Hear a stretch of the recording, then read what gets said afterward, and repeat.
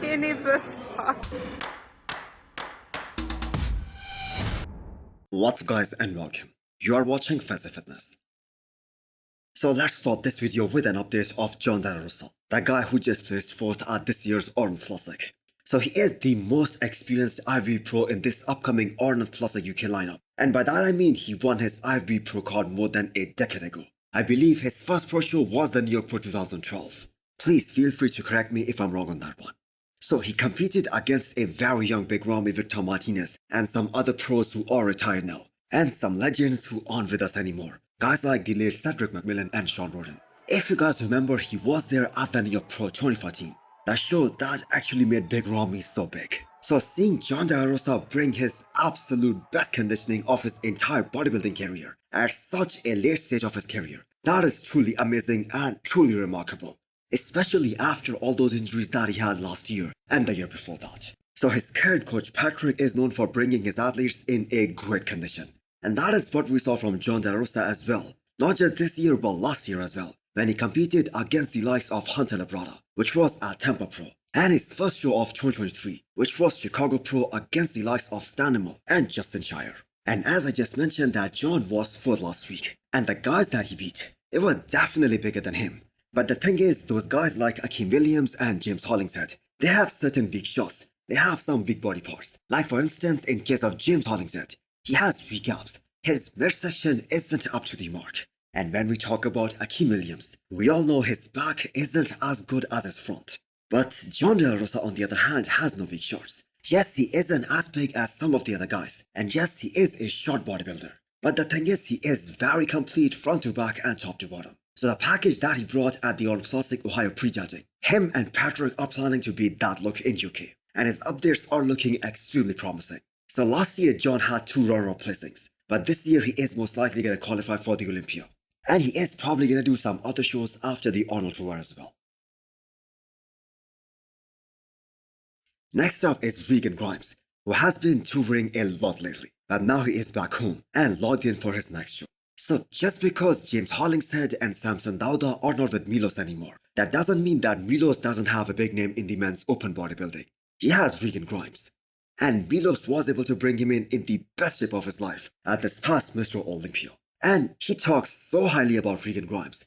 And not just him, guys like Jay Cutler, they really admire Regan Grimes as well. We also heard guys like Nick Fokker saying that if Regan Grimes puts bodybuilding first, he has that kind of a structure and that kind of a physique, that he can beat everyone. He can be Mr. Olympia. So Regan in 2023 became the 9th best bodybuilder in the world. And the judges had very simple feedback for him. He needs more chest and better bicep peaks. And Regan did a great job by not competing in the post-Olympia tour.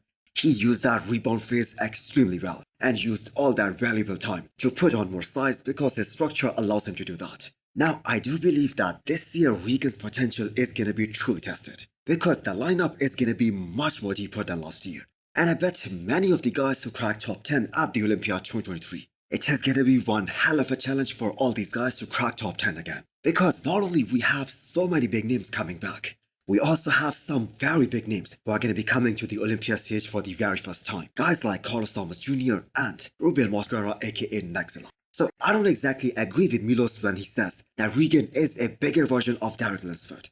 But the thing is, if Regan keeps on adding size, and at the same time he can keep his waistline in check, he's gonna become more and more dangerous every year. I mean, the guy really isn't missing anything. He has one of the best backs out there. His hamstrings are just ridiculously good.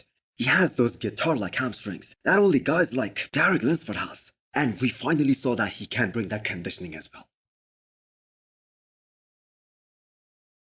Sergio Oliva JR looks absolutely huge right now, but no announcement has been made about his upcoming show.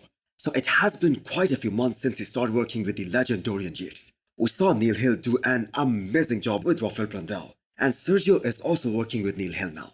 So all these new variables, a new coach, a guy like Dorian Yates, all of these factors are going to make things really interesting for Sergio during this prep. Because Sergio is a guy who 100% believes that he can win big shows, and he has stated that multiple times publicly as well. But so far, they have only been words. He hasn't been able to deliver, he hasn't been able to perform on the stage. He hasn't been able to peak 100% right on the show day. I think the last time he looked really awesome was at the Arnold Classic 2020. He wasn't as impressive at the Arnold Classic 2021. He did improve at the Legend Sports 2021, but there he lost to Regan Grimes and Sean Carida as well. And then we saw him at Cali Pro 2023, which really was kind of a disappointment, not just for him, but for his fans as well, because he was coming back after a long time.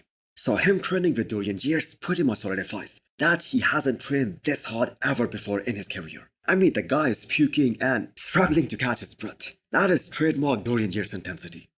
All the way up, one more. Push, push, push on the third. Yep. Okay. Good. Shit,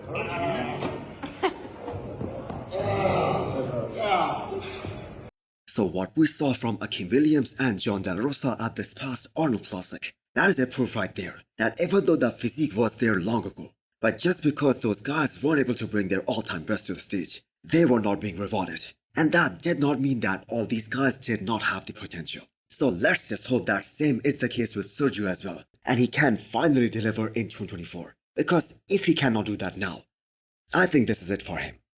So hit the thumbs up button if you liked the video, and smash the subscribe button if you wanna come back for more. Thanks for watching.